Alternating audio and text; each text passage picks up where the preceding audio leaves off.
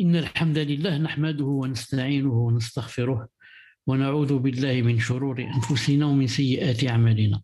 من يهده الله فلا مضل له ومن يضلله فلا هادي له، وأشهد أن لا إله إلا الله وحده لا شريك له، وأشهد أن محمدا صلى الله عليه وسلم عبده ورسوله. يا أيها الذين آمنوا اتقوا الله حق تقاته ولا تموتن إلا وأنتم مسلمون.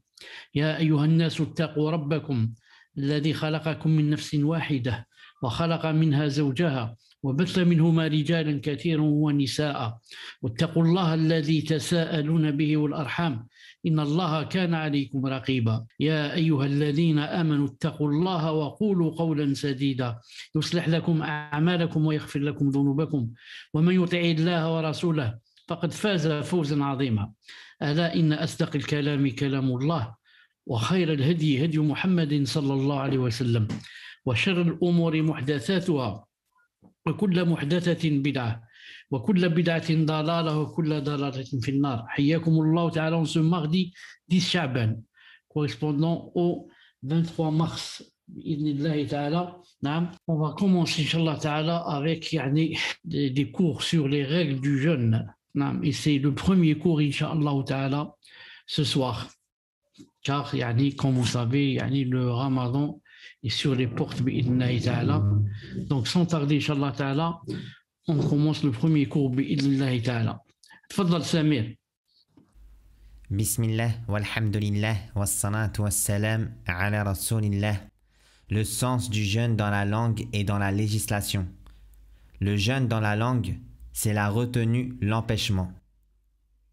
Ibn Mandur a dit dans Lisan al-Arab, le jeûne, c'est le délaissement de la nourriture, de la boisson et de la parole.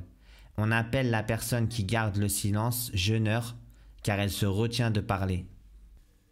Allah Ta'ala a dit, informant à propos de Maryam, selon une traduction du sens, « J'ai voué un jeûne au tout miséricordieux ». Maryam, verset 26. C'est-à-dire, j'ai voué un jeûne de silence. Car c'est une retenue à l'égard de la parole, ce qu'explique sa parole Ta'ala, selon une traduction du sens, « Je ne parlerai donc aujourd'hui à aucun être humain ». Maryam, verset 26. On va essayer d'expliquer un peu ce qu'il y a ici. Donc, le jeûne dans la langue, c'est la retenue, l'empêchement. Quand je me retiens d'une chose ou je m'en empêche, on dit j'ai jeûné. Ibn Mandour a dit dans l'islam arabe, le jeûne, c'est le délaissement de la nourriture, de la boisson et de la parole. Donc ça, c'est shar'an, ça c'est religieusement. On appelle la personne qui garde le silence jeûneur. Pourquoi? Car elle se retient de parler. Allah Ta'ala a dit, informant à propos de Maryam, dans une traduction rapprochée, « J'ai voué un jeûne au tout miséricordieux. Inni nazartu lirrahmani sawman. » Quel genre de jeûne? C'est-à-dire un jeûne de silence. Naam. Quelle est la preuve? Naam. La preuve, c'est que Allah subhanahu wa ta'ala a dit après cela, elle a dit, je ne parlerai donc aujourd'hui à aucun être humain. Donc quand elle a dit, j'ai voué un jeûne au tout miséricordieux, elle voulait dire un jeûne de silence. C'est-à-dire, je ne parlerai donc aujourd'hui à aucun être humain. Ce qui explique que, donc, si on s'empêche de parler, ça s'appelle aussi jeûner bi'idhnillahi ta'ala. C'est ce qu'on a voulu dire dans, Inch'Allah ta'ala, cette diapo. Non. Le jeûne dans la législation. Il y a de nombreuses définitions pour le jeûne dans la législation. Celle sur laquelle se porte notre choix est la suivante. C'est l'adoration d'Allah Ta'ala en se retenant de manger, de boire et du reste des annulatifs du jeûne, de la seconde levée de l'aube jusqu'au coucher du soleil, d'une personne spécifique selon des conditions spécifiques. Donc par rapport à maintenant le jeûne dans la législation, et ce qui nous importe, c'est ça, c'est pas dans la langue mais dans la législation, il y a de nombreuses définitions par rapport au jeûne. Mais nous, on a choisi cette définition, Inch'Allah ta'ala, celle-là. Donc le jeûne, c'est quoi religieusement? C'est l'adoration d'Allah ta'ala, l'adoration d'Allah Ta'ala en se retenant de manger, de boire et du reste des annulatifs du jeûne. Donc, on va se retenir de manger, de boire et des autres annulatifs en considérant cela comme adoration. C'est pour ça qu'il a dit, c'est l'adoration d'Allah Ta'ala en se retenant de telle et telle chose.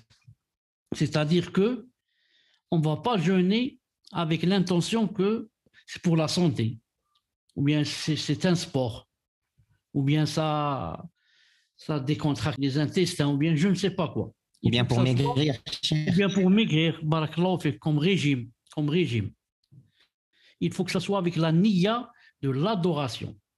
Car si je ne mange pas, je ne bois pas, et je m'éloigne des annulatifs, sans mettant la niya de l'adoration, je n'ai pas jeûné religieusement. J'ai jeûné seulement dans la langue. Ensuite, ce jeûne, cette adoration, qui est le fait de s'empêcher de boire, de manger et de s'éloigner des autres annulatifs, ça commence quand? De la seconde levée de l'aube. L'aube, le fajr thani. Car il y a deux fajr. Il y a le premier, il y a le deuxième. Le premier, c'est juste pour avertir la personne que, attention, il reste peut-être 10 minutes ou un quart d'heure pour commencer le siyam. Quelqu'un qui est, par exemple, junub, il doit se lever pour, par exemple, se laver. Et c'est bid'a d'arrêter de manger à la première levée de l'aube. C'est bid'a. Mais il faut s'arrêter de manger et de boire à la seconde levée. C'est là où c'est le moment de jeûner, du début du jeûne, et le moment aussi, après un quart d'heure à peu près, de faire la prière du matin. Moi, je dis c'est bid'a d'arrêter de manger. C'est-à-dire pour celui qui dit qu'il faut s'arrêter, c'est obligé, comme dans beaucoup de pays. 20 minutes ou un quart d'heure avant le deuxième adhan, ils disent qu'il faut arrêter. C'est-à-dire qu'il faut arrêter de manger avec le premier adhan. Alors que ce n'est pas vrai. Il faut arrêter avec le deuxième. Comme on dit, وَكُولُوا وَاشْرَبُوا حَتَّى يَتَبَيَّنَ لَكُمْ الْخَيْطُ الْأَبْيَضُ مِنَ الْخَيْطِ الْأَسْوَدِ مِنَ الْفَجْرِ. Mangez, buvez jusqu'à ce que vous discerniez le fil blanc du fil noir et du fajr. Ensuite, ça commence donc au deuxième fajr, deuxième appel pour la prière, jusqu'au coucher du soleil. C'est une condition, elle dit jusqu'au coucher du soleil. Si la personne va rompre son jeûne 1 minute avant le coucher du soleil, elle n'aura pas jeûné. Et le coucher du soleil, c'est pour quelqu'un qui peut l'observer. Sinon, on peut se baser sur le adhan, par exemple. Ou bien même si on n'entend pas l'adhan, on peut se baser sur l'heure. Si on sait que le coucher du soleil, c'est à telle minute exactement. Donc, qui va jeûner? D'une personne spécifique. Ce n'est pas n'importe qui va jeûner. Par exemple, le kafir ne va pas jeûner. Il faut une personne spécifique. Par exemple, un musulman. Si c'est un enfant qui n'est pas pubère, ce n'est pas obligé pour lui de jeûner. Il faut qu'il soit pubère pour que ça soit obligatoire. Et selon des conditions spécifiques. Voilà, c'est à peu près la même chose. Il faut des conditions spéciales et spécifiques. Par exemple, celui qui n'est pas résident, qui est voyageur, ce n'est pas obligé pour lui de jeûner. S'il veut jeûner, il jeûne. S'il veut manger, il mange. Ensuite, il rattrape. Ensuite, donc il y a des conditions spécifiques. On continue, Inch'Allah ta'ala. On appelle le jeûne endurance et patience, comme l'a recueilli Ibn Abi Hatim avec une chaîne de transmission authentique d'après Mujahid. Dans sa parole ta'ala, selon une traduction du sens, et chercher secours dans l'endurance et la prière. Al-Baqarah, verset 45. Il a dit, la patience correspond au jeûne, c'est-à-dire chercher secours dans le jeûne et la prière. Donc, le jeûne, on l'appelle aussi endurance et patience. Comme l'a recueilli Ibn Abi Hatim, rahimahullah, avec une chaîne de transmission authentique que d'après Mujahid, rahimahullah, lorsqu'Allah Ta'ala a dit, et chercher secours dans l'endurance et la prière.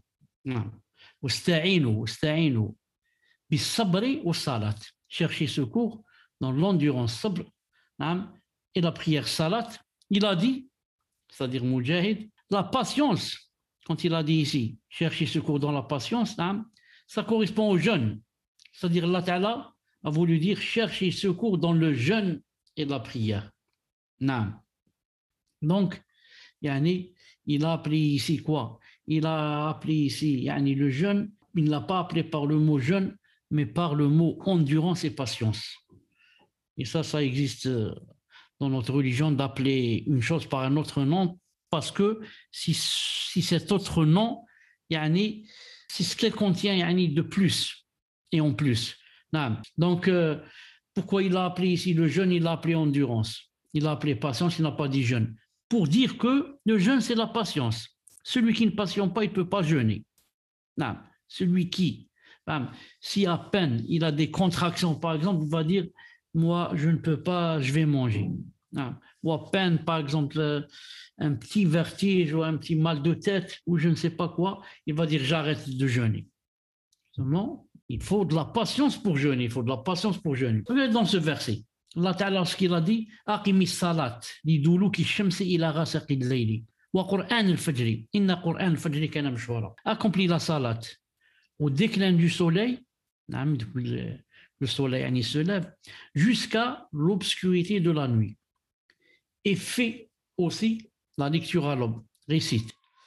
Car la lecture à l'aube a des témoins. Pourquoi on a cité ce verset? Comme j'ai dit tout à l'heure, le jeûne, il l'a appelé endurance. Parce que, comme j'ai dit, on appelle une chose par un autre nom, si ce autre nom, on comprend de lui qu'on veut le premier nom. Regardez ici, Aqim Salat. Aqim Salat, accomplit la Salat, depuis le déclin du soleil jusqu'à l'obscurité. Ensuite, il a dit, Wa Qur'an al-Fajri. Et le Coran, c'est-à-dire la lecture à l'aube. Pourquoi il a dit la lecture à l'aube? Qu'est-ce qu'il veut dire ici? Il veut dire prie, la prière du matin, Salat al-Fajr. Prie là, qu'on appelle nous subh, c'est-à-dire l'obligatoire, pas la sunna avec ce qui vient après, l'obligatoire, Salat al-Subh.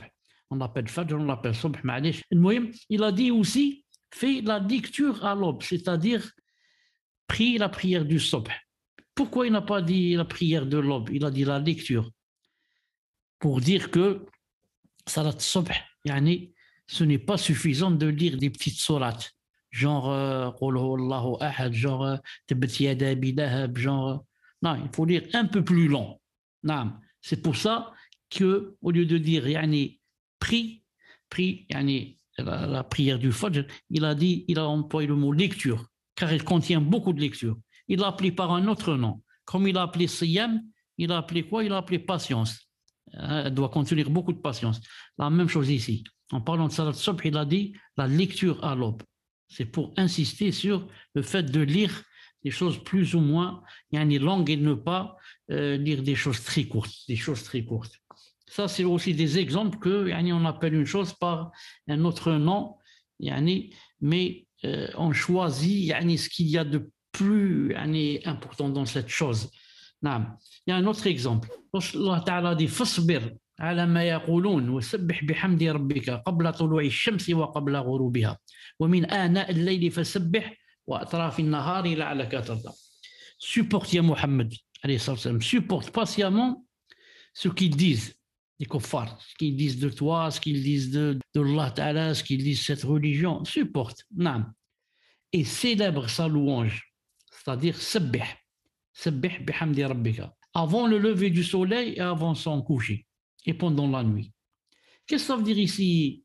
Et célèbre la louange, sabbih bihamdi rabbika qabla tulu' ash-shams, avant le lever du soleil, avant son coucher. Sabbih ici, ça veut dire prie, parce qu'autrefois c'était obligé, avant que la salat ne soit obligatoire, les 5 prières, c'était obligé de prier une fois le matin et une fois vers salat al-asr, avant le coucher du soleil.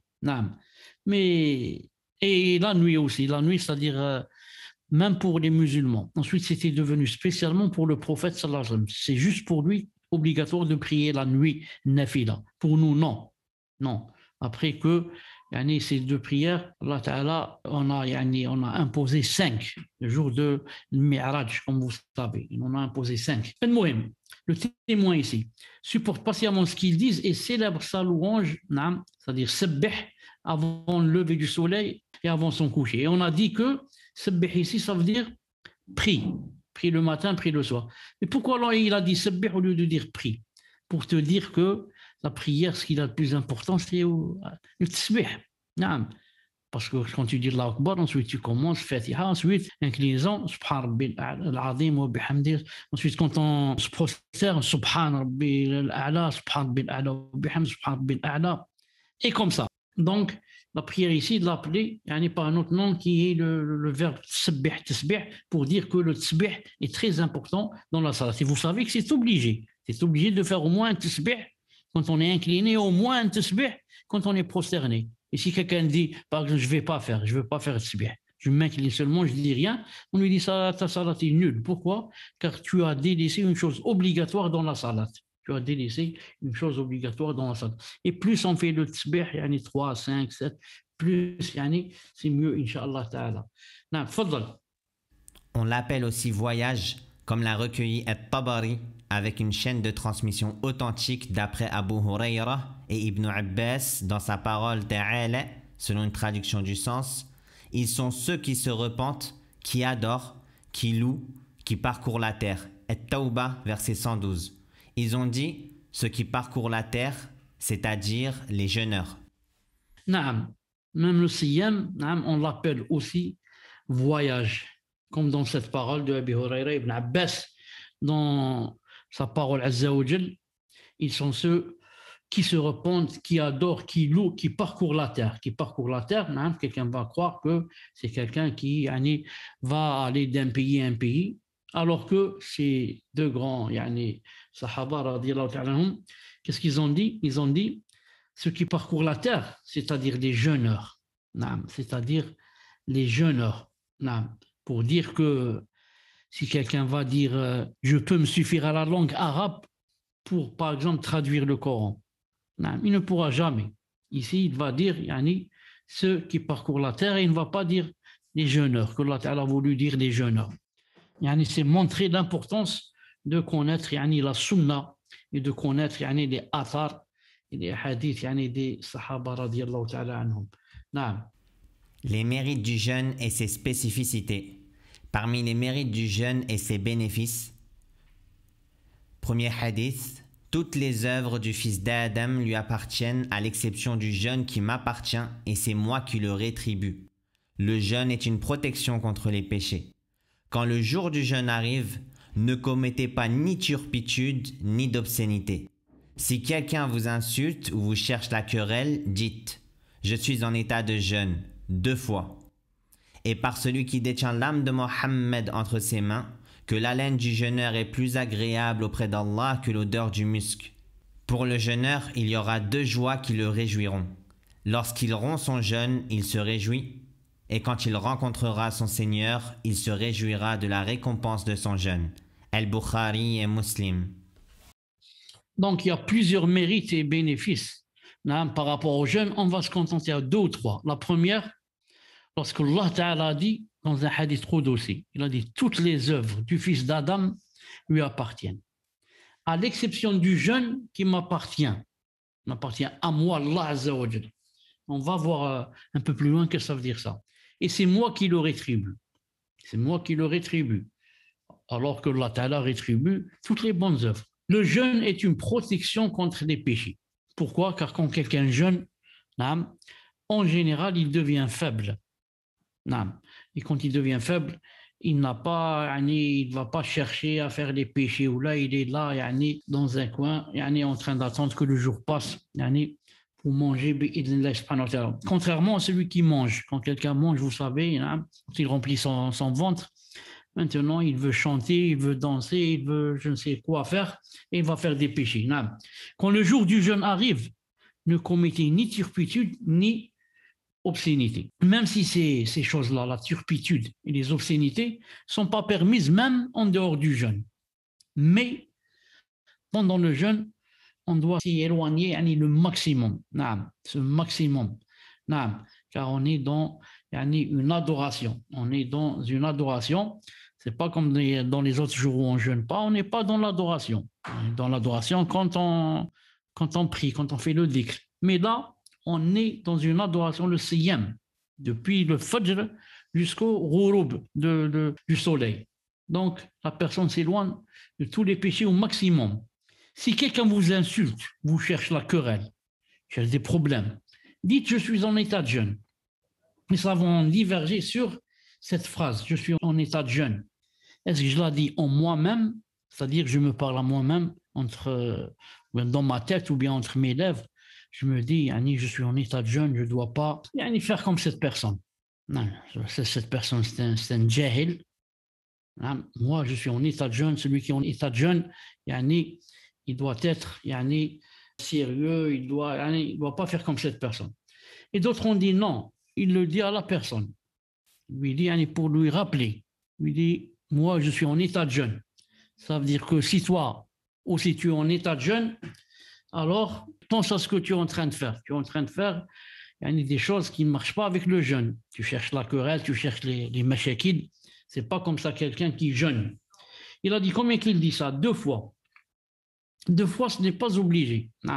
En arabe, c'est très connu que quand on dit fais cette chose 2 fois, ou là, ça veut dire répète-la. Ça veut dire répète-la. La personne la répète jusqu'à ce que la fitna disparaisse. Ça se calme. Comme Allah Ta'ala dit dans le Coran, farji' al-basara karratayn yanqalib ilayka al-basaru khasi'an wa huwa hasir. Allah Ta'ala a dit regarde dans le ciel, il a dit 2 fois. Karratayn, ça veut dire fais-le plusieurs fois pour voir est-ce qu'il y a par exemple des trous dans le ciel ou là, il n'y en a pas. Mais la phrase elle dit 2 fois, c'est connu chez les Arabes, si on dit cette chose, ça ne veut pas dire que c'est spécifiquement 2 fois. Ensuite, il jure, le prophète, et par celui qui détient l'âme de Mohammed. Nous, sans qu'il jure, on le croit. Sallallahu alayhi wa sallam. Il jure sur quoi? Que l'haleine du jeûneur est plus agréable auprès d'Allah que l'odeur du musc. Donc l'haleine du jeûneur par rapport à nous, elle est mauvaise. Mais nous, on voit aussi par rapport à Allah, elle est plus agréable que l'odeur du musc. Subhanallah al-azim. Pour le jeûneur, il y aura 2 joies qui vont le réjouir. La première, lorsqu'il rend son jeûne, il se réjouit. Pourquoi? Parce qu'il va manger. Et ça, c'est une fitra, prédisposition naturelle. Toute personne qui a jeûné va se réjouir quand elle va manger le soir. Va se réjouir, il est content de manger, alhamdoulilah. C'est une grande ni'ma. Et la deuxième joie et la plus importante, quand il va rencontrer son Seigneur, il va se réjouir de la récompense du jeûne. Une récompense immense. Une récompense immense. Donc, si on va voir le contraire, et celui qui ne jeûne pas, quand les gens vont rompre le jeûne, sûrement qu'il ne va pas se réjouir puisqu'il n'a pas jeûné. Même si peut-être dans son cœur, il va avoir des remords, peut-être s'il est vraiment croyant. Parce qu'il sait qu'il est dans la faute et qu'il a fait un grand péché. Donc il ne va pas se réjouir quand il va manger. Pourquoi? Parce qu'il a déjà mangé toute la journée. Et même s'il n'a pas montré, par exemple, à ses parents ou là, il fait semblant de manger, comme quoi il a faim, mais dans son cœur, il sait que ce n'est pas vrai. Et il n'a aucune joie, rien, aucune joie. Et la deuxième mouche qu'il a, quand il va rencontrer son Seigneur. Donc celui-là, ce jour-là, il ne va pas se réjouir, mais vraiment, il va se mordre les doigts et regretter de ne pas avoir jeûné. Regretter de ne pas avoir jeûné quand il va voir ce que va donner Allah Azza wa Jal au jeûneur bi'idnillahi ta'ala. Hadith numéro 2. Quiconque jeûne le mois de Ramadan avec foi et en espérant la récompense verra ses péchés antérieurs pardonnés. Al-Bukhari et Muslim. Donc quiconque jeûne le mois de Ramadan, regardez ce qu'il a ajouté. Avec foi et en espérant la récompense. Celui-là verra ses péchés antérieurs pardonnés. On va voir ce que ça veut dire avec foi et en espérant la récompense. Ce qui est voulu par la foi, c'est de croire au caractère obligatoire de son jeûne. Car une personne peut jeûner, mais sans mettre dans le cœur que c'est obligatoire de jeûner. On va dire par exemple, c'est juste bien de jeûner. C'est nafila. Si je veux jeûner, je jeûne. Je jeûne pas, je jeûne pas. Non, il faut jeûner avec foi, c'est-à-dire en mettant dans le cœur que c'est obligatoire et que si je ne jeûne pas, j'ai fait un grand péché. Ça veut dire avec foi. Parce que peut-être des gens vont jeûner pendant le ramadan, ils vont dire c'est une occasion de maigrir. Donc je vais jeûner. C'est possible que la personne maigrisse en jeûnant. Non. Mais il faut qu'elle mette dans la niya que c'est obligatoire de jeûner. Maintenant, si je vais maigrir ou pas maigrir, ça c'est autre chose. Non. Mais le muhim, la niya. Je vais jeûner ramadan en mettant dans la niya que c'est obligatoire de jeûner. Non. La deuxième. Et ce qui est voulu par l'espoir, c'est la demande de la récompense de la part d'Allah Ta'ala. Non. Quand je vais jeûner, il faut deux choses. Je mets dans ma niya que c'est obligatoire. Alhamdoulilah, je suis en train de faire une chose obligatoire. La deuxième, j'attends d'Allah subhanahu wa ta'ala. J'aspire à ce qu'il me donne une récompense, une grande. Naam. Donc, naam, il faut jeûner avec cet espoir de la récompense. Et ne pas être un mutakabbir, quelqu'un mutakabbir de fier et de dire, moi, je n'ai pas besoin de la récompense. Moi, l'essentiel, c'est de jeûner, c'est obligatoire, donc je jeûne, je fais l'obligatoire. Non, j'attends, j'aspire à cette grande récompense qui sera donnée, Inch'Allah Ta'ala, Yawm al-Qiyamah. Naam. Troisième hadith. Il n'y a aucun serviteur qui jeûne un jour dans le sentier d'Allah sans qu'Allah n'éloigne son visage de l'enfer de 70 automnes, c'est-à-dire 70 années. Al-Bukhari et Muslim. Il n'y a aucune personne, aucun serviteur qui va jeûner un jour dans le sentier d'Allah Azza wa Jal, c'est-à-dire avec la niya que c'est pour Allah, pas pour les gens, sans qu'Allah Azza wa Jal n'éloigne son visage de l'enfer, 70 ans. Imaginez, 70 ans, c'est combien cette distance? C'est 70 ans à vol d'oiseau, ou bien 70 ans sur un chameau, combien qu'on va traverser pendant 70 ans. Imagine des milliards peut-être de kilomètres. La personne va être éloignée de l'enfer, ça c'est pour un jour, un seul jour. Qu'en est-il pour ceux qui jeûnent beaucoup? Les lundis, les jeudis, les Ashura, les Arafat, il y en a qui jeûnent comme ça d'affilée 4, 5, 6, 7, 8, 9, 10, Allah ybarak, ça dépend de la personne, ça dépend de sa foi, ça dépend de sa niya. Mais le muhim, le siyam éloigne beaucoup de l'enfer, alhamdoulilah, c'est une grande ni'ma. Quatrième hadith. Il y a au paradis une porte dite Ar-Rayyan, par laquelle les jeûneurs entreront le jour de la résurrection, et personne d'autre qu'eux ne rentrera par cette porte. On dira alors, où sont les jeûneurs? Ils se lèveront et personne d'autre qu'eux n'y entrera. Quand ils seront tous entrés, on la fermera et personne d'autre n'y entrera. Al-Bukhari et Muslim. Donc il y a au paradis une porte. Le paradis a 8 portes, vous savez ça. Et Jahannam a 7 portes. Et certains ont dit par rapport à ça, pourquoi le paradis 8 portes et Jahannam 7 portes, on dit c'est un délire de la grande rahma d'Allah subhanahu wa ta'ala. Regardez, par rapport au paradis, 8, masha'Allah. Et l'enfer seulement 7. Comparé au paradis, il y a moins de portes. Donc c'est le paradis, c'est la rahma d'Allah ta'ala qui est plus grande. Il y a au paradis une porte dite Ar-Rayyan. Ar-Rayyan. En arabe, Ar-Ray. Irtawa. Ray, ça veut dire, attendez, je cherche le mot en français, ça veut dire, à peu près, c'est s'abreuver, boire. Il y a le mot ray. Donc, c'est pour ça que ça s'appelle Rayyan. Parce que vous savez que le plus important pour le siyam, c'est quoi le jeûneur? C'est qu'il a soif, beaucoup plus qu'il a envie de manger.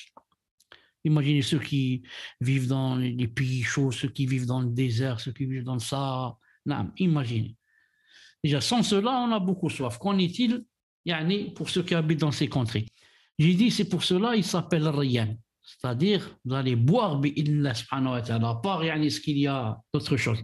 Donc, il y a une porte dite Rayyan par laquelle les jeûneurs entreront le jour de la résurrection. Et personne d'autre qu'eux ne rentrera par cette porte. Seulement les jeûneurs. Subhanallah al-Azim. Donc, ils se lèveront et personne d'autre qu'eux n'y rentrera. Quand ils seront tous entrés, on la fermera et personne d'autre n'y entrera. C'est une porte spécialement pour les jeûneurs. Qu'est-ce que ça veut dire pour les jeûneurs? On est tous des jeûneurs. Tous les musulmans sont des jeûneurs. S'il veut dire par là le ramadan. Non, on va dire les jeûneurs. Plus que le ramadan.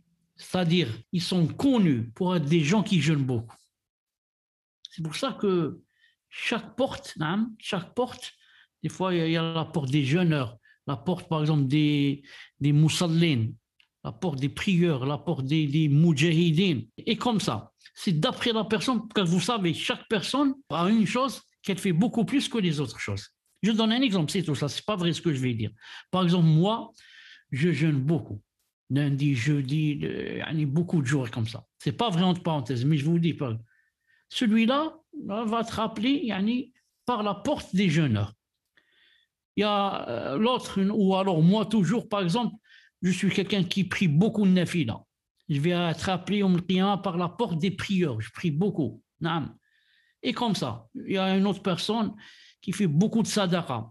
Elle va être appelée par la porte de ceux qui font l'aumône.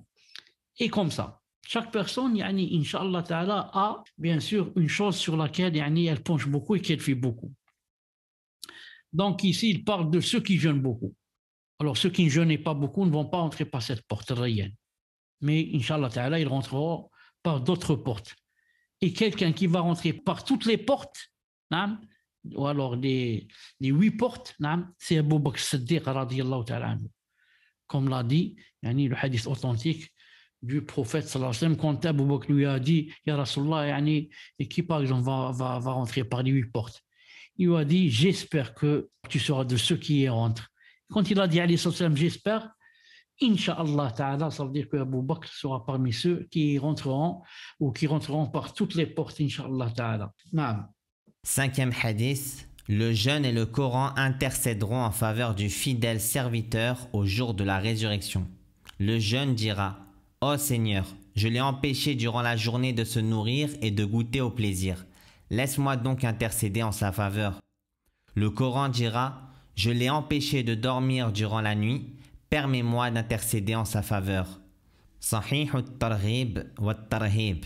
Donc le jeûne et le Coran viendront Yawm al-Qiyamah sous une forme comme ça visible. Alors que maintenant, bien sûr, le Coran et le jeûne ne sont pas des choses visibles. Non. Le Coran, c'est la parole d'Allah subhanahu wa ta'ala. Ils viendront comme ça, en forme visible, et ils vont intercéder en faveur du serviteur. Qu'est-ce qu'ils vont dire? Le jeûne va dire « Ô Seigneur, je l'ai empêché, celui qui a jeûné, durant la journée de se nourrir et de goûter au plaisir. Laisse-moi donc intercéder en sa faveur. » Si la personne avait voulu ne pas jeûner, qui la contraindrait? Qui? Quelqu'un va me forcer avec un revolver sur la tempe pour que je jeûne. Donc, moi, je vais délaisser la nourriture et tous les autres plaisirs pour le visage d'Allah subhanahu wa ta'ala. Donc, le jeûne va venir sous une forme comme ça qui parle, qui va dire Ya Rab, il a délaissé pendant la journée tous ses plaisirs et il n'a pas mangé, n'a pas bu à cause de moi. Alors laisse-moi donc intercéder en sa faveur. Et bien sûr, Allah Ta'ala va accepter son intercession. Aussi le Coran. Le Coran va dire je l'ai empêché de dormir la nuit. Donc regardez le Coran. Qu'est-ce qu'on doit faire avec le Coran? C'est de lire seulement? Non. C'est de le lire pendant la nuit ou de prier avec. C'est pour ça qu'il va dire quoi le Coran? Je l'ai empêché de dormir durant la nuit. Dormir durant la nuit, c'est très important. Ce n'est pas facile de jeter la couverture pour aller faire le wudu, pour prendre le Coran et lire. Ou alors pour prier avec, ce qui est mieux encore. Donc, comme j'ai empêché de dormir la nuit, ya Allah, permets-moi d'intercéder en sa faveur. Allah subhanahu wa ta'ala va accepter, Inch'Allah ta'ala, l'intercession. Naam. Tfaddal. 6e hadith. Toute bonne action des fils d'Adam sera multipliée. La bonne action en vaut 10 en récompense et peut être multipliée jusqu'à 700 fois. Allah Ta'ala dit « Sauf le jeûne, car il est à moi, et c'est moi qui en accorde la récompense. Il, entre parenthèses l'homme, abandonne son désir et sa nourriture pour moi. » Muslim. Dans ce hadith, il est dit toute bonne action de Bani Adam, des fils d'Adam, sera multipliée. Il n'y a pas en islam faire une action, donc on a une récompense. Sheikhana, Pardon? Naam Cheikh, hier lors du cours en arabe, vous avez donné une faïda très moufida sur pourquoi le Coran n'a pas dit Ya Rab. J'y ai pensé maintenant, ensuite j'ai dit peut-être je la donne pas. Mais si tu veux que je la donne, je la donne. Barakallah fait comme Cheikh. Nous louons un peu marche arrière ici. Remarquez avec moi. Dans le 5e hadith, le jeûne et le Coran intercéderont. Naam, en faveur du serviteur, etc. Le jeûne, qu'est-ce qu'il va dire? Oh Seigneur, Ya Rab, je l'ai empêché, kada kada. Ici, il n'a pas dit le Coran dira Ya Rab au Seigneur. Pourquoi? Parce que le Coran, c'est la parole d'Allah subhanahu wa ta'ala. La parole d'Allah subhanahu wa ta'ala. Le Coran, c'est un attribut. Et la parole d'Allah subhanahu wa ta'ala, c'est un attribut de l'être. Et un attribut de l'essence. C'est la même chose, l'être ou l'essence, et un attribut c'est-à-dire de l'acte aussi, de l'acte. C'est pour ça, on ne peut pas dire le Coran, il va dire au mon Seigneur. Le Coran, c'est lui-même un attribut d'Allah subhanahu wa ta'ala. C'est pour ça qu'il est dit directement, je l'ai empêché de dormir, etc. Et dans une autre version, même authentifiée par Al-Albani, il y a cette phrase au Seigneur, ici. Le Coran dira au Seigneur. Mais ça, c'est le plus vrai de dire directement sans au Seigneur. C'est pour cela que ceux qui ont dit ici, on va dire au Seigneur, d'après les autres riwayat. Donc ici, au Seigneur, c'est par rapport au Coran quand il va venir sous une forme. Quand il va venir sous une forme, cette forme peut dire au Seigneur. Mais si on parle du Coran lui-même, c'est Kalamullah Azza wa Jal, c'est la parole d'Allah Azza wa Jal. Il est incréé. Il est incréé. Donc, il ne va pas dire Ya Rab, oh mon Seigneur. C'est pour ça qu'Abdullah ibn Abbas a entendu quelqu'un dire Ya Rab al-Qur'an. Oh, Seigneur du Coran, donne-moi telle et telle chose. Abdullah ibn Abbas lui a dit tais-toi, tais-toi. On ne peut pas dire Ya Rab al-Qur'an, au Seigneur du Coran. Parce que le Coran est incréé. Le Coran est incréé. Si tu vas dire Rab al-Qur'an, ça veut dire que tu as dit que le Coran est créé. Comme tu dis, Rab, Seigneur des étoiles, Seigneur de ce monde, Seigneur de la mer, Seigneur des humains. Tu ne vas pas dire Seigneur du Coran, Seigneur de la parole d'Allah. Non. Voilà, Inch'Allah Ta'ala, donc, pour la faïda d'hier. Jazakumullah khair. Naam, Cheikh. Barakallah fait comme Cheikh. Donc, chaque récompense, ça commence par quand on fait une bonne action, ça commence par, on peut avoir jusqu'à 10 et monter jusqu'à 700. Jusqu'à 700. Une récompense, une bonne œuvre, c'est déjà 10. Jusqu'à 700. Il a dit, sauf le jeûne, car il est à moi et c'est moi qui en accorde la récompense. Le serviteur abandonne son désir et sa nourriture pour moi. Donc, qu'est-ce qu'il veut dire ici? Il veut dire que c'est plus de 700 fois. Toutes les choses, c'est de 1 ou alors de 10 jusqu'à 700 fois. Toutes les bonnes œuvres. Il a dit, sauf le jeûne. Il veut dire par là, il est à moi. Et c'est moi qui en accorde la récompense. C'est-à-dire sa récompense, on ne peut pas la compter. On ne peut pas la compter. Il montre pourquoi. Il dit, il abandonne son désir et sa nourriture pour moi. Il abandonne son désir et sa nourriture pour moi. Donc, tous les désirs, il les abandonne pendant le Ramadan, même des choses naturelles, il les abandonne à cause de moi. Le désir, par exemple, ici, d'approcher son épouse, par exemple. Et encore, c'est pas la peine de parler des gens qui, ils demandent pendant le Ramadan, il dit s'il peut obtenir son désir avec sa main, si tu penses à ça, Ramadan, le mois du dhikr, du siyam, de tasbih, de lire le Coran, si on peut le finir 3-4 fois pendant le mois, lui, il pense à autre chose. Il pense à ses désirs sexuels et je ne sais pas ce qu'il fait avec sa main ou ce qu'il ne fait pas.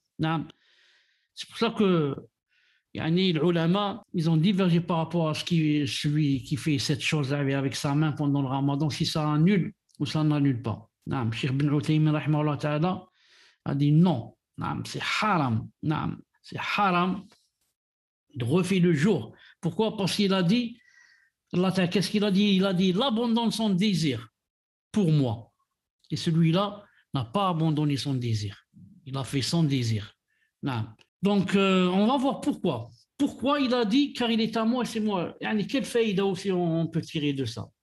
Il y a là un éminent point bénéfique évoqué par le Cheikh Ibn al-Uthaymin, alayhi rahmatullah, dans son explication de Riyad al-Salihin.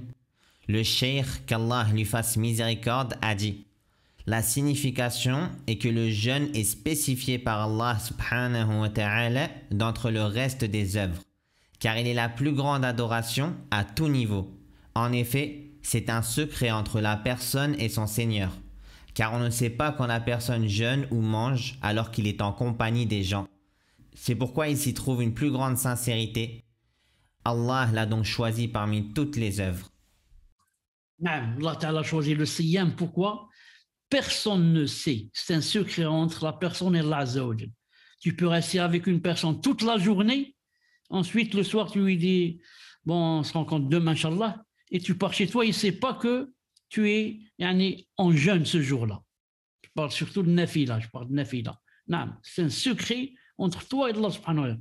Plus la personne cache, plus c'est mieux. Plus c'est un délit de la sincérité. Délit de la sincérité. C'est pas il va s'asseoir avec quelqu'un, ensuite il va dire vraiment j'ai un peu la tête qui tourne, juste pour que la personne lui dise pourquoi. Qu'est-ce qu'il y a? Tu as la fièvre? Oui, non, je jeûne aujourd'hui. Aujourd'hui j'ai jeûné, c'est jeudi. C'est pas comme ça. C'est pas comme ça, self. Plus tu caches, plus c'est mieux. Donc, il a dit car on ne sait pas quand la personne jeûne ou mange alors qu'il est en compagnie des gens. Tu peux rester avec des gens toute la journée, mais sans qu'ils sachent que tu as jeûné ce jour-là. Donc, il s'y trouve une plus grande sincérité. C'est pour ça qu'Allah l'a choisi parmi toutes les œuvres. Certains savants ont dit: sa signification est qu'Allah subhanahu wa ta'ala, le jour de la résurrection, s'il incombe à la personne des droits dus à des injustices faites au serviteur, on prendra des bonnes actions du serviteur, sauf le jeûne. On n'en prendra rien, car il est pour Allah Azza wa Jal, et il n'est pas pour l'être humain. Cela est une bonne signification, à savoir que le salaire du jeûne est entièrement délivré à celui qui l'a fait, et qu'on n'en prendra rien pour régler les droits dus aux injustices faites aux créatures. Naam, il veut dire ici que, puisque Allah Ta'ala, il a dit que, sauf siyam, il a dit il est pour moi. Il a dit, vous vous rappelez, naam, quand il a dit il est pour moi. La signification spécifique un peu plus haut, sauf le jeûne, car il est à moi. Il est à moi et c'est moi qui en accorde la réponse. Elle dit la phrase, car il est à moi, en parlant du jeûne, car il est à moi. Qu'est-ce que ça veut dire? Certains savants ont dit que Yom al-Qiyamah, vous savez que Yom al-Qiyamah, si on a fait des injustices par exemple, Yom al-Qiyamah, avant de rentrer au paradis, la personne doit donner, par exemple, ce qu'elle a fait, doit payer, si on veut dire, ses dettes. Et elle va payer avec quoi? Elle va payer avec quoi? En donnant les hasanat, en donnant les bonnes œuvres à la personne qui a été lésée et qui a été escroquée ou trompée. Ou... Donc, on va prendre les hasanat. Les hasanat viennent de quoi? Les hasanat viennent de la salat que tu as prié, nafila, viennent des aumônes que tu as faites, viennent des bonnes paroles, viennent... Donc, de tout cela, on va prendre. On va prendre ta salat, de tes aumônes, on va prendre... Peut-être la personne maintenant n'a plus de hasanat, il lui reste seulement les hasanat du siyam. Non, les hasanat du siyam, Allah Ta'ala ne va pas les donner. Même si l'autre, la personne lésée est en droit, elle demande qu'elle prenne les hasanat, mais on ne va pas lui donner. Pourquoi? Car Allah Ta'ala dit, sauf le siyam, il est à moi. Tu ne peux pas prendre une chose d'Allah Azza wa Jal et payer avec les dettes. Tu dois payer les dettes avec les choses qui t'appartiennent à toi. Le siyam ne t'appartient pas. Il a dit, sauf le siyam, il est à moi. Donc ça, c'est une ni'ma. C'est-à-dire que la personne, même si elle a été lésée, qu'elle n'ait pas le droit de prendre de tes hasanat si elles proviennent de quoi? Si elles proviennent du siyam. Au moins, il te reste quelques hasanat. Sinon, elle peut tout prendre. Pour les personnes qui ont fait beaucoup de dhulm et qui ont beaucoup de dettes et qui... Les mérites du mois de Ramadan et ses spécificités. Le mois de Ramadan a des mérites et spécificités immenses. On se limitera à certains d'entre eux. Premièrement, Allah a fait descendre le Coran durant ce mois. Le mois de Ramadan au cours duquel le Coran a été descendu. Al-Baqarah, verset 185. صح. Deuxièmement, les livres divins ont été descendus durant ce mois. En raison du hadith de Wathila ibn al-Asqa', le messager d'Allah alayhi salatu wassalam a dit: les feuilles d'Ibrahim alayhi salam ont été descendues durant la première nuit de Ramadan. La Torah a été descendue la 6e nuit de Ramadan. Et l'évangile la 13e nuit de Ramadan. Et le Coran a été descendu la 24e nuit de Ramadan. Donc, parmi les spécificités du Ramadan, et fadlihi, naam, c'est que les livres divins ont été descendus durant ce mois. Comme ici, Suhuf Ibrahim, les feuilles d'Ibrahim, ont été descendus durant la première nuit du Ramadan. La Torah, la 6e nuit du Ramadan. Et l'Injil, l'évangile, la 13e nuit du Ramadan. Et le Coran a été descendu la 24e nuit du Ramadan. Certains ont dit, il veut dire par là la 25e nuit. La 25e nuit du Ramadan. Et certains ont dit, peut-être que ça a concordé, la 25e nuit, ça a concordé avec la nuit du destin, cette année-là. C'est tombé la 25e nuit et non pas la 27e nuit. Donc ici, le Coran a été descendu la 25e nuit ou la 24e. Pour certains, ou pour Cheikh Ibn Uthaymin, il dit, c'est-à-dire le début. Son début, c'était pendant le Ramadan et c'est pendant la 24e nuit du Ramadan. Car il n'est pas descendu en une fois, comme ça le Ramadan tout à la fois.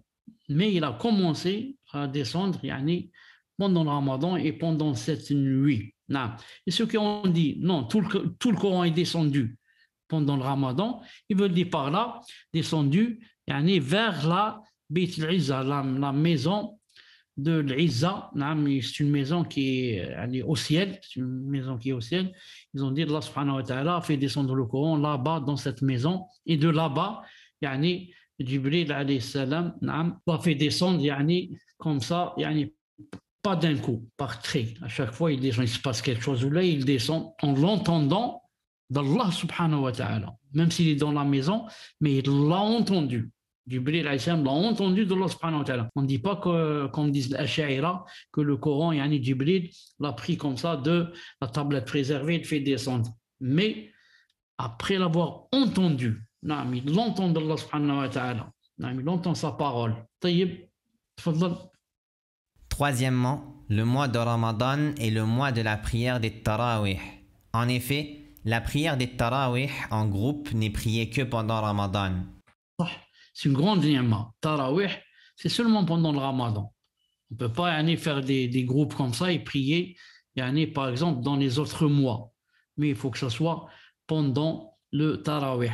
Et c'est la deuxième année où les Tarawih, je ne sais pas, déjà la fois passée, il n'y avait pas du tout Tarawih l'an passé. Cette année, il y en a, mais celui-là est pris ici, l'autre 1 mètre plus loin, l'autre 1 mètre plus loin. Wallahi, mais que la personne ne trouve pas d'excuses.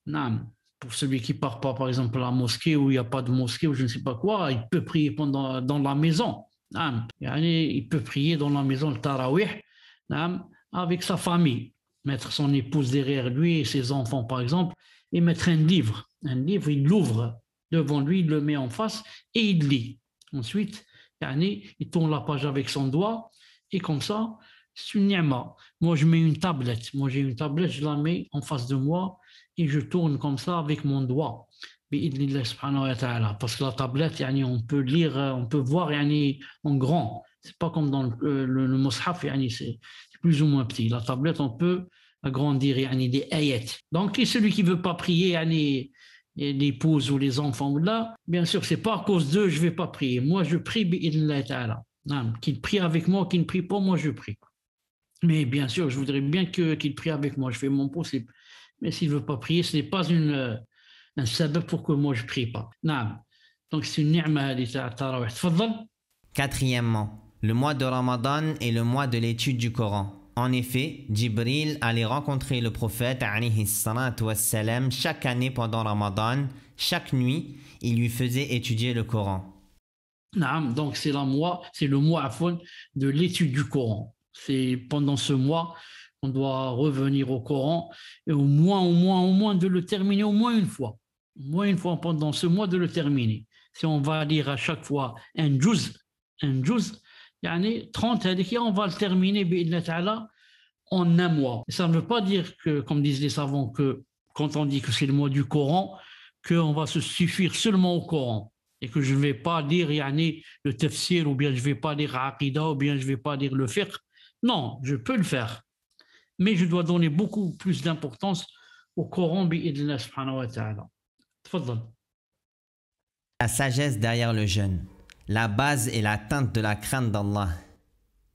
Oh les croyants, on vous a prescrit le jeûne comme on l'a prescrit à ceux d'avant vous.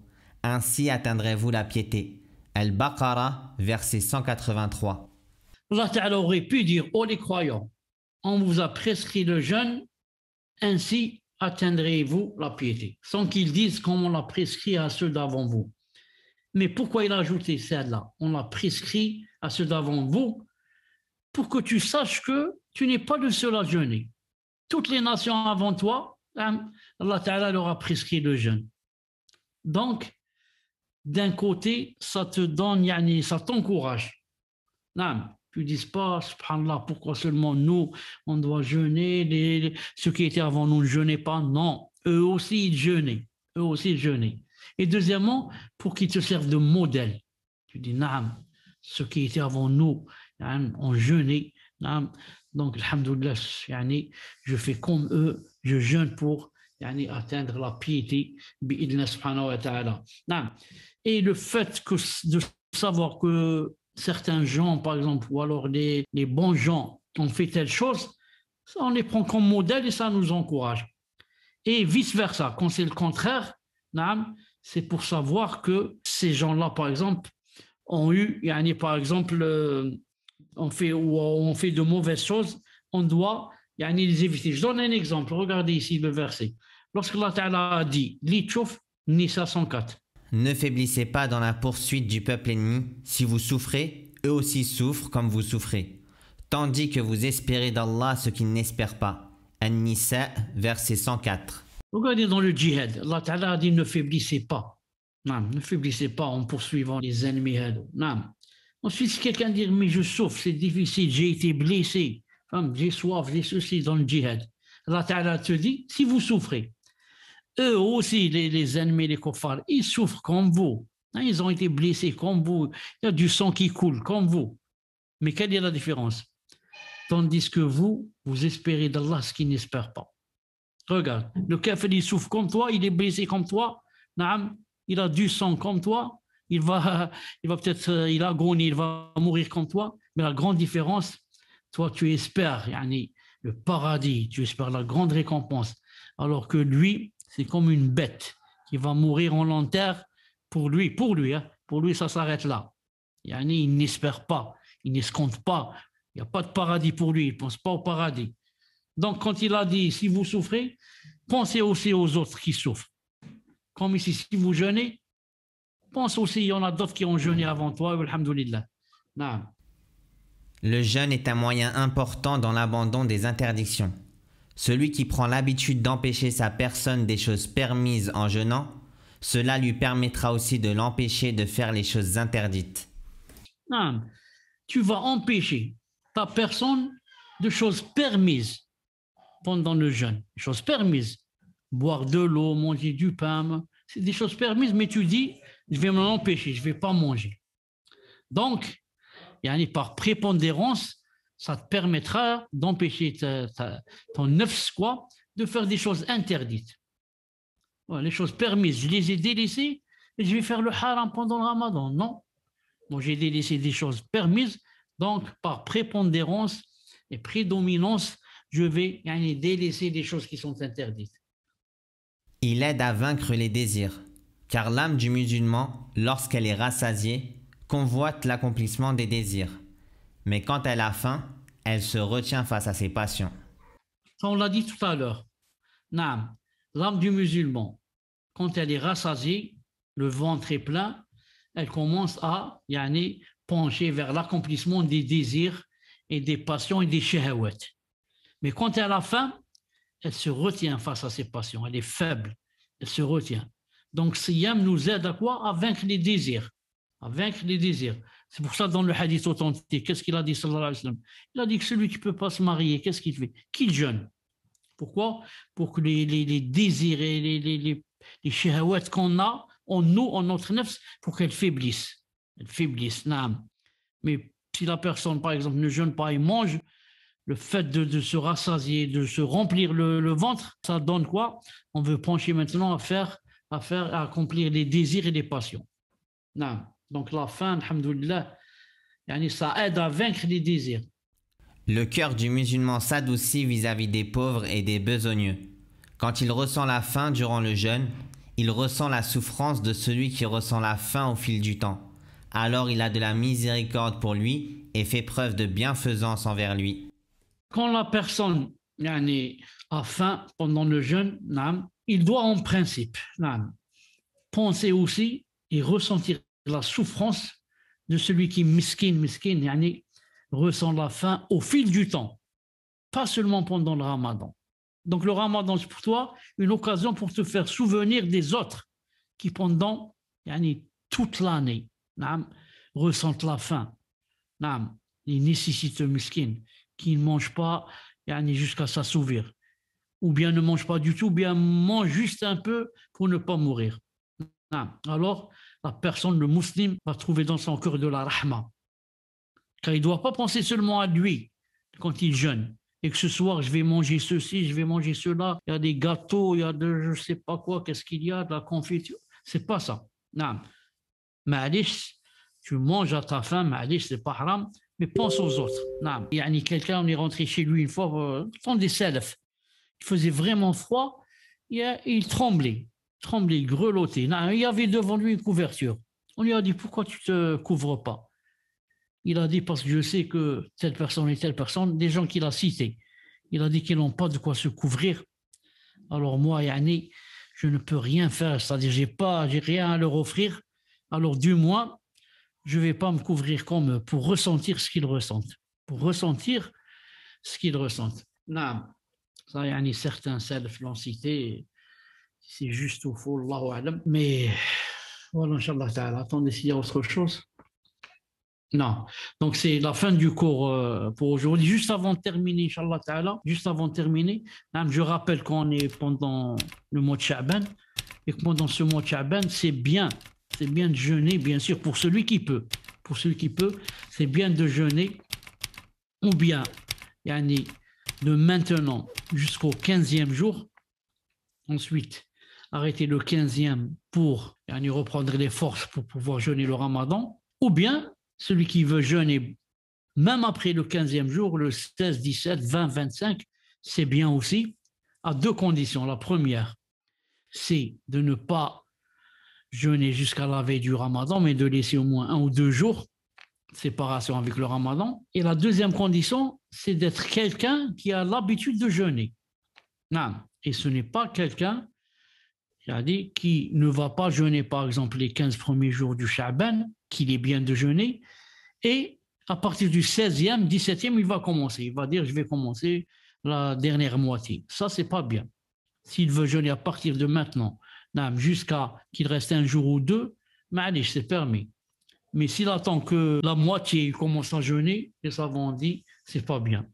Et le mieux, comme j'ai dit, pour quelqu'un qui n'a pas l'habitude de jeûner beaucoup, le mieux, c'est de laisser les 15 derniers jours, sauf pour quelqu'un qui a une habitude de jeûner chaque lundi et jeudi. Même si après le 15e, il a l'habitude de jeûner les jours blancs.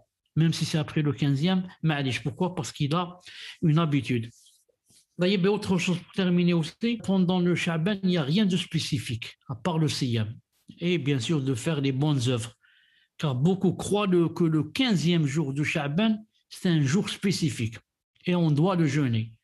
Et ils ne jeûnent pas pendant le mois de Sha'ban, ils jeûnent spécialement le 15e. Ça rentre dans la bid'a. Ça rentre dans la bid'a aussi de croire que la nuit du 15e, c'est bien de prier la nuit. Il dit, nous sommes Nustah Sha'ban, donc je vais prier la nuit. Ça, les savants disent, ça rentre dans la bid'a. Ça rentre dans la bid'a. Et il y a aussi qui font quelque chose de spécial. Il y en a qui, qu'est-ce qu'ils vont faire? Ils vont dire, c'est le 15e Sha'ban, donc on va faire du couscous, ou bien on va faire de la rishta, ou bien de la harira, ou je ne sais pas, spécialement à cause de Sha'ban. Ça rentre aussi dans la bid'a. On arrête, Inch'Allah Ta'ala, on reprend dans 2 ou 3 jours avant que le Ramadan ne rentre, les cours qui restent. Subhanak Allahumma bihamdik, ashhadu an la ilaha illa ant, astaghfiruka wa atubu ilayk. Assalamu alaykum wa rahmatullahi wa barakatuh. Barakallah fikum, Cheikh. وعليكم السلام ورحمة الله Allah وبركاته. yahfadkum, Cheikh. Barakallah. جزاكم الله خيرا. عليكم أحسن الله إليكم. بارك الله فيكم. شكرا. السلام عليكم.